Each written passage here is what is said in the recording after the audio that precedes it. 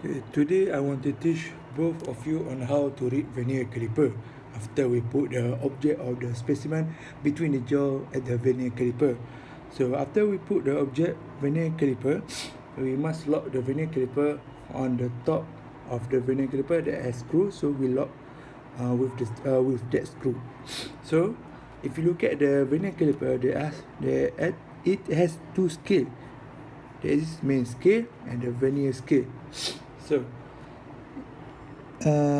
first, if you want to take the data, we must look at the vernier scale that zero needle. So we find zero needle is this, and then we look at the main scale. So main scale is this is a 15, this is a 16. So the between 15 and 16 is more than 15, but not more than 16. So it's approach to 16, but it's more than 15. So we assume the reading is from the main scale is 15 because of the needle of the vernier scale 0 is more than 15, but it is less than 16. So we assume that is 15 millimeter. So we write the so that we take calculator or paper and write down. This is 15 millimeter. So write the 15. After that, we must look at the vernier scale. So how to read vernier scale? So this is how to read. Firstly, is we must find the vernier scale needle is parallel with the main scale needle. So we must find that is parallel. From my vernier caliper is 4 is an 4 is very parallel. Look like parallel with the main scale. So that we must add the amount that is plus 0.4 millimeter. After that, we calculate it and we got 15.4 millimeter. So this is on how to read a vernier caliper in this figure show in the question number 1 the data from the reading from this specimen is 20 millimeter because we can look at the main scale and vernier scale.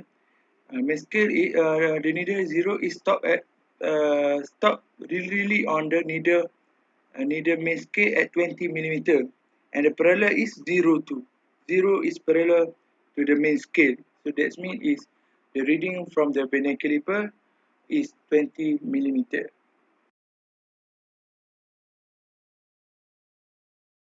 Thing is head gauge. How to use it? Before we using this tool, we must clean the jaw and the platform of the head gauge. So after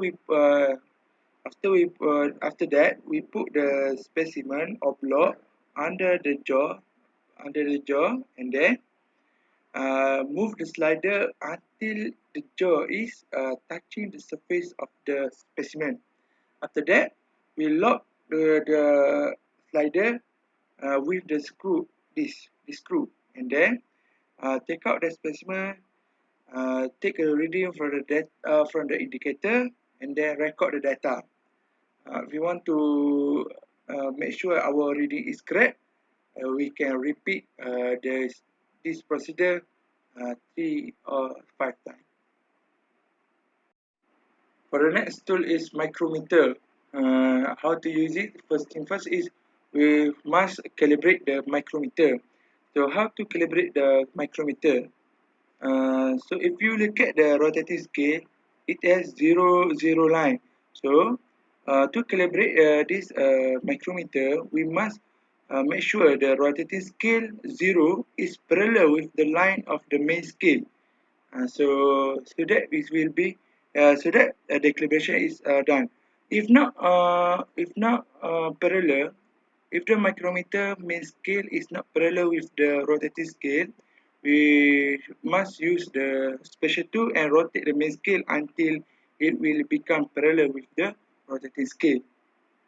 Okay, the next is how to use it.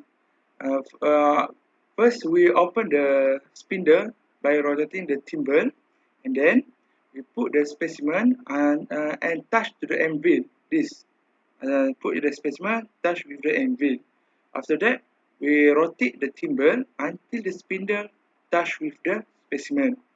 After that, if the spindle touch with the specimen, we rotate the ratchet stop and until it will make three sound of click. For example, ta ta ta, and then we lock the reading. We lock the spindle by clamp by using this. After that, we take out the specimen and take the reading from the micrometer.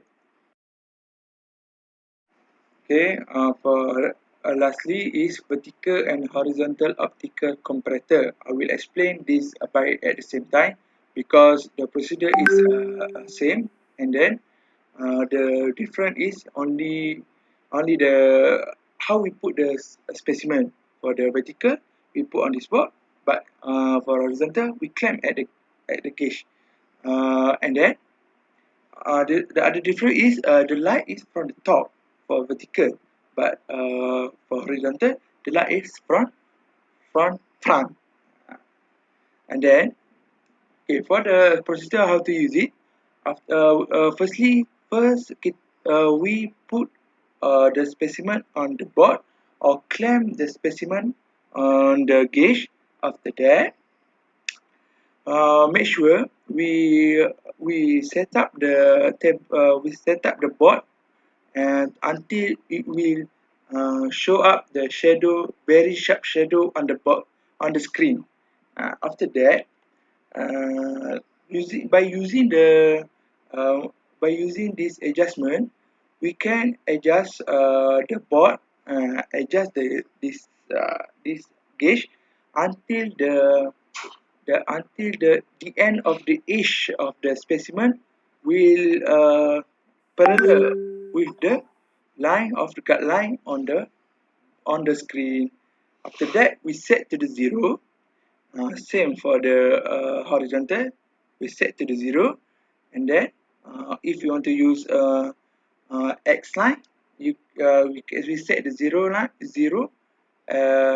We set the zero on the X axis, and then we move the board. We move the board, this board, until from the end to the end of the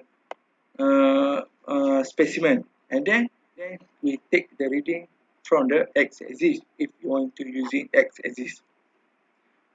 If you want to use y-axis, it's also same the procedure. Okay, thank you. For question number 3, I will assume the ruler as the vernier caliper and the rubber as the gauge block. Okay, so if you want to, we have to make 3 measurement. There is length, thickness, and width, lebar, wide. Okay, so after we make the measurement, we can put the data into the table. Make the measurement 3 times repeated, and then put the data into the table, and then we can, from the data, we can find the average of FE, average of each side, and then from the data above, we can also find the percentage error of the length, width, and thickness.